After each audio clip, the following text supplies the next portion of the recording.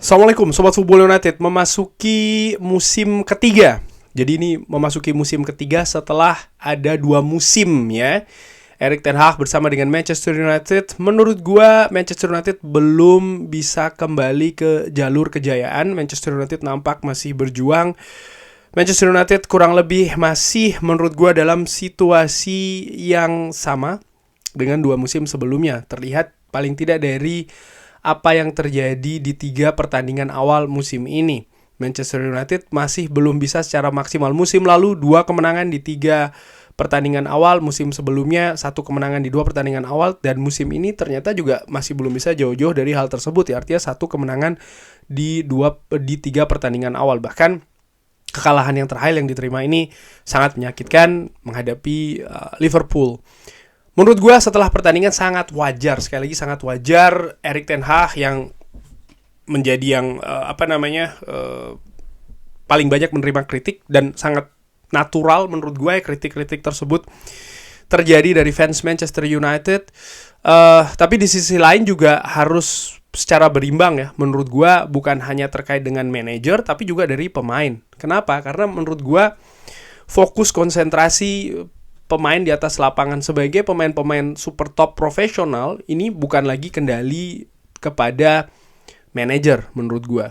Lalu pemain tidak bisa menyelesaikan peluang-peluang bagus di depan gawang lawan. Ini juga menurut gue di luar dari manajerial ya, dimana dengan pemain top profesional harusnya mereka ya bisa lebih baik dalam melakukan, terutama terkait dengan situasi karakter, mental, dan juga fokus di atas lapangan. Tapi tetap saja secara ringan amatiran gue menilai porsi terbesar tanggung jawab ada pada Erik ten Hag. Nah, dari komentar, dari kritikan, ada banyak yang mengatakan, oke, ini sudah waktunya Erik ten Hag selesai di Manchester United. Ini tidak bisa diteruskan lagi. Ada juga beberapa yang mengatakan, ya inilah dinamika proses yang masih harus terjadi di Manchester United, walaupun sudah memasuki, sekali lagi ya, baru akan memasuki musim ketiga, tapi memang kerusakan dalam tanda kutip yang terjadi selama 10-11 musim belakangan ini tidak bisa selesai dalam waktu singkat. Manajer-manajer sebelumnya pun juga seperti itu, hampir semuanya, kalau tidak bahkan semuanya ya, selalu memiliki masa-masa sulit di Manchester United. Pergantian manajemen, maksudnya struktur yang baru, lalu juga situasi di bursa transfer yang luar biasa yang sebenarnya membawa atmosfer positif ya, tapi ternyata masih belum bisa terlihat di atas lapangan. Kenapa bisa seperti itu? Mungkin memang waktu juga masih dibutuhkan ya, dimana manajemen baru, pemain-pemain baru, semua masih butuh kesempatan sih. Menurut gua masih butuh waktu ya untuk bisa bekerja lebih maksimal lagi di Manchester United. Di preview musim ini gua katakan bahwa Manchester United seperti klub baru lagi gitu ya, dengan struktur manajemen yang baru, football operasional yang baru, staf kepelatihan yang baru, walaupun ada Erik ten Hag di sana, tapi segala sesuatu di kelilingnya ini semua halnya baru. Di sisi lain ada juga yang berpendapat bahwa ya sekarang sudah tidak ada lagi alasan untuk tidak berprestasi, tapi kalau didetailkan lagi prestasi seperti apa yang diinginkan, apakah langsung menjadi juara Liga Inggris atau seperti apa, konsistensi nampaknya masih belum bisa ditimbulkan, dan konsekuensi dari tidak atau belum bisa menjadi juara Liga Inggris ataupun berada di 4 besar, artinya memang akan masih ada dinamika naik turun ya di pertandingan-pertandingan yang dilalui, dengan saja harapannya Manchester United ini tetap berada pada koridor tiket Liga Champions, yang menurut gue banyak juga fans yang mengatakan hal seperti itu. Nah, bagaimana terkait dengan manajemen Manchester United? Ini ada hal yang menarik gue ambil dari artikel ya di The Athletic. Ada wawancara yang dilakukan terhadap Omar Bradas dan juga Dan Ashworth sebenarnya ini sebelum pertandingan menghadapi Liverpool. Omar Brada mengatakan dari sisi kontrak ya, ini merupakan sebuah keputusan yang diambil sebelum kedatangan dari manajemen baru Manchester United. Tapi seperti yang saya katakan sebelumnya, saya sangat happy dengan keputusan tersebut. Erik ten Hag memiliki support ya yang penuh, dan kita sangat senang bekerja secara bersama Dan seperti yang Dan Ashworth katakan ya, di transfer window ini juga, kita akan terus berlanjut bekerja secara bersama dan juga secara dekat untuk membantu dia untuk bisa mendapatkan hasil yang terbaik dari tim. Omar Berada juga ditanyakan ya, apakah terus akan mendukung Erik ten Hag jika nanti ada hasil-hasil buruk ya di pertandingan, apakah kita masih akan percaya dengan Erik ten Hag? Omar Berada mengatakan tentu saja. Kita pikir Erik adalah pelatih yang tepat untuk kita dan kita secara penuh akan mendukung dia. Dan Ashworth mengatakan, ya, apakah ini ditanyakan ya, apakah aneh Anda mendapatkan pelatih dari periode sebelumnya, artinya bukan pelatih yang Anda tunjuk secara langsung di awal. Dan Ashworth mengatakan, ya ini terjadi di Newcastle dengan Eddie Howe. Ini terjadi juga di West Brom dengan Tommy Mowbray. Dan sangat jarang ya untuk ketika Anda melakukan pekerjaan sebagai sporting director, pada saat itu tidak ada manajer yang ada di klub tersebut. Jadi tidak ada hal yang aneh menurut Dan Ashworth. Saya tidak mulai sebelum Juli tanggal 1.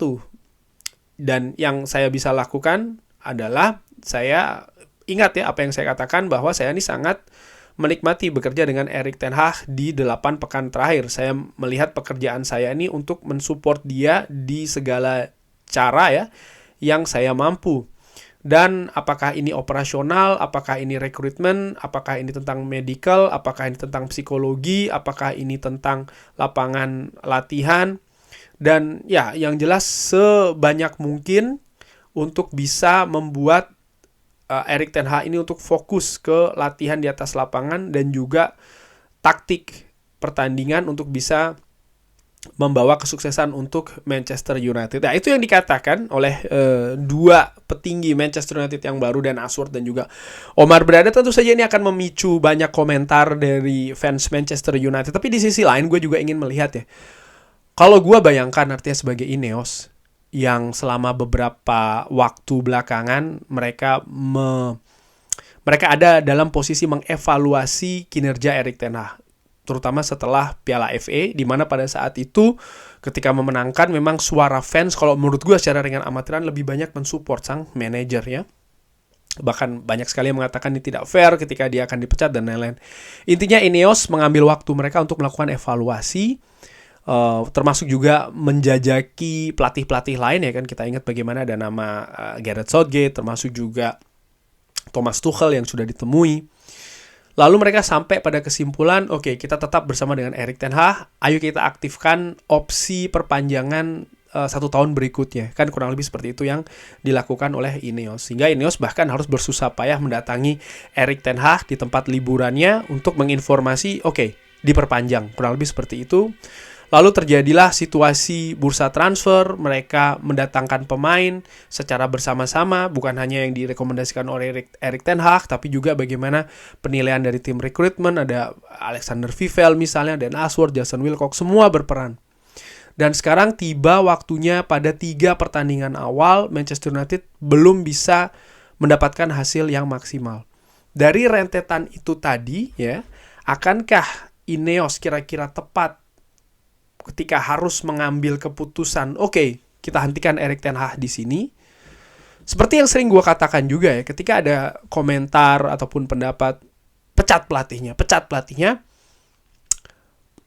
solusinya kurang penuh menurut gue. Yang lebih gue inginkan sebenarnya pecat pelatihnya ganti dengan, seperti itu kan. Dan dengan memecat pelatih dulu, ini tentu saja ada konsekuensi yang harus dilakukan oleh Manchester United. Dan konsekuensi ini kan yang juga mereka pertimbangkan, setahu gue ya, di beberapa bulan yang lalu, tepatnya sekitar bulan Juni, tentang situasi Erik ten Hag. Maksud gue adalah ketika mereka memutuskan untuk memecat Erik ten Hag, ada kompensasi yang harus mereka bayarkan di sana.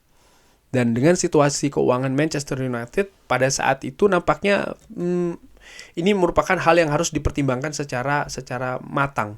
Pun juga saat ini menurut gue ya, situasi finansial Manchester United walaupun lebih baik, tapi belum secara fleksibel ataupun belum secara leluasa mungkin mereka bisa dengan mudah melakukan hal seperti ini karena ada kompensasi dari pemecatan hal tersebut. Nah, terus apa dong yang harus dilakukan? Oke, itu dari sisi pemecatan. Lalu pergantian pun juga demikian. Ini gue ambil dari Transfermarkt ya, nama-nama pelatih yang tersedia saat ini. Well, ada beberapa nama yang sering juga disebut seperti misalnya Zinedine Zidane. Gue selalu berpikir Zinedine Zidane ini hanya fantasi saja ya, karena kalau dia ingin datang ke Manchester United dengan terlalu lama waktu dia dalam tanda kutip menganggur, harusnya dia sudah ada di Manchester United. Terlalu banyak periode pergantian yang sebenarnya bisa dimanfaatkan, tapi itu tidak pernah terjadi karena menurut gue memang tidak pernah ada rencana baik itu dari Zinedine Zidane maupun juga dari Manchester United, sehingga buat gue sejauh ini itu masih hanya fantasi belaka.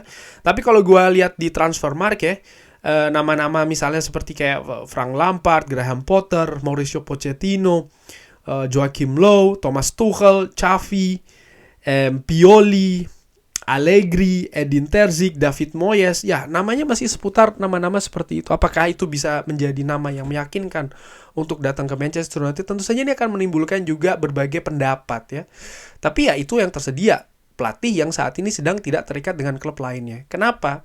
Kalau menyebutkan pelatih yang terikat oleh klub lainnya, well, menurut gua ini bukan sesuatu yang realistis juga. Artinya klub harus membayar kompensasi dan membayar transfer pelatih. Dimana ini bukan sesuatu yang mudah menurut gue. Kalau ini mudah pastinya di musim panas yang lalu juga ini akan menjadi pertimbangan yang bisa jadi sudah dilakukan oleh Ineos. Lalu nama lainnya misalnya juga Ruud van Nistelrooy yang disebutkan. Oke, Ruud van Nistelrooy gue juga nggak tahu kenapa bisa disebutkan, karena apa hanya karena dia mantan legenda Manchester United? Karena kalau dilihat dari track record kepelatihan, menurut gue ringan amatiran masih sangat meragukan ya. Ini merupakan CV dari Ruud van Nistelrooy melatih tim senior. Ini dia kurang dari 1 tahun bahkan di PSV Eindhoven, selebihnya lebih di tim muda PSV Eindhoven. Kalau hanya pendapat bahwa oke, coba saja, beri dulu kesempatan, oh wow, berarti ketika ada kegagalan apa dong nanti? Ganti lagi. Sering sekali pendapat-pendapat coba dulu, beri kesempatan dulu. Ini ujungnya adalah nantinya begitu ya, ganti-ganti, pecat-pecat lagi. Nah dari situ menurut gue, terus apa dong solusi terkait dengan Erik ten Hag? Pergantian menurut gue itu salah satu solusi, tapi bukan yang utama saat ini. Gue lebih melihat bahwasannya realita Manchester United ini belum berada pada level seperti kayak Manchester City, Arsenal, atau bahkan Liverpool. Ternyata dengan segala perombakan, lalu juga masuknya orang-orang baru, termasuk juga Dan Ashworth, Omar Berada, staf kepelatihan Manchester United yang baru, ini juga menurut gue secara ringan amatiran, paling tidak dari yang gue saksikan, masih belum bisa membawa Manchester United ini secara instan, secara langsung berada pada tim level atas di Premier League. Lalu tim mediocre. Well, harapan gue bukan jadi tim mediocre ya, tapi paling tidak itu tadi tim yang bisa untuk musim ini bersaing untuk merebutkan tiket Liga Champions. Saat ini Manchester United tertinggal jika dibandingkan dengan tim-tim lain yang berada di posisi 4 besar ya. Manchester United saat ini berada di peringkat ke yang cukup jauh menurut gua jika dibandingkan dengan 4 besar. Manchester United pada saat ini, terutama setelah kekalahan menghadapi Liverpool dan juga kekalahan menghadapi Brighton, ini berada di posisi 14, selisih 4 poin. Selisih 4 poin dengan Arsenal di peringkat keempat. Lalu apakah ini merupakan hal yang tidak mungkin bagi Manchester United untuk bisa meraih tiket Liga Champions? Masih terlalu jauh sih menurut gue kalau dilihatnya seperti itu. Gue melihat justru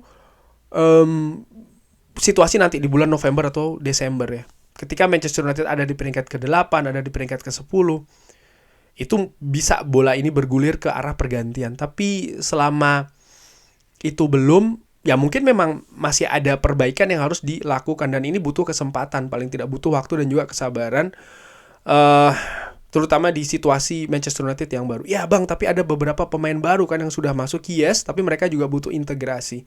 Matthijs de Ligt misalnya ya, jelas dia masih belum bisa tampil secara penuh karena situasi fisik yang tidak mungkin belum memadai ya, dimana dia pre-season juga tidak ideal bersama dengan Bayern Munchen.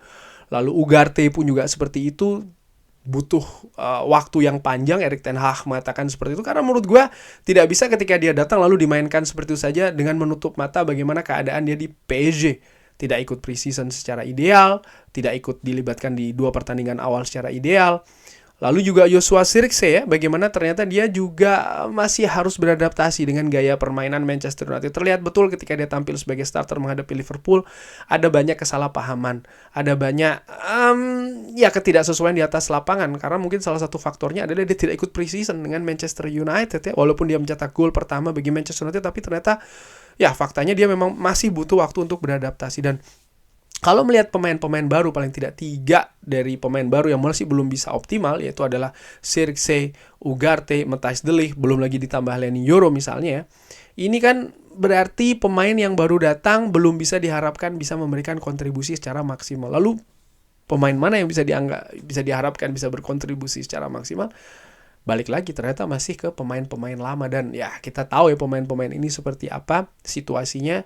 Dan ini bukan kondisi yang setelah di breakdown seperti itu tadi, menurut gue secara ringan amatir, ini bukan situasi yang tentu saja bisa dikatakan oke, ini kita semua punya sesuatu yang baru, kita harus meraih sesuatu hal yang secara instan, secara cepat lebih bagus. Ternyata tidak seperti itu, masih harus ada proses yang dilalui, paling tidak adaptasi dan juga integrasi bagi pemain-pemain baru yang bergabung di Manchester United. Dan gue melihat situasi international break kali ini ya, ini cukup lama, kurang lebih hampir 2 pekan. Mudah-mudahan ini bisa dimanfaatkan bagi Manchester United. Penting ya untuk bisa tim kepelatihan ini melakukan perbaikan secara cepat, karena kalau tidak ya bulan November dan Desember ini sudah semakin dekat, dan disitulah menurut gue nanti akan ada evaluasi pertama dari manajemen Manchester United. Kurang lebih demikian ya, membahas komentar dari Omar Berada dan juga Dan Ashworth yang menurut gue sekali lagi sangat make sense mereka mengatakan hal tersebut ya, dengan proses yang mereka baru saja lalui di musim panas kemarin. Mereka juga harus hati-hati dalam melakukan keputusan. Oleh karena itulah mereka berada di manajemen Manchester United dan fans berada sebagai posisi fans Manchester United. Gue paham tersebut, tapi ya inilah keadaannya. Kita lihat akan seperti apa. Terima kasih sudah menyaksikan. Jangan lupa like, share, dan juga subscribe. Wassalamualaikum warahmatullahi wabarakatuh. Thank you.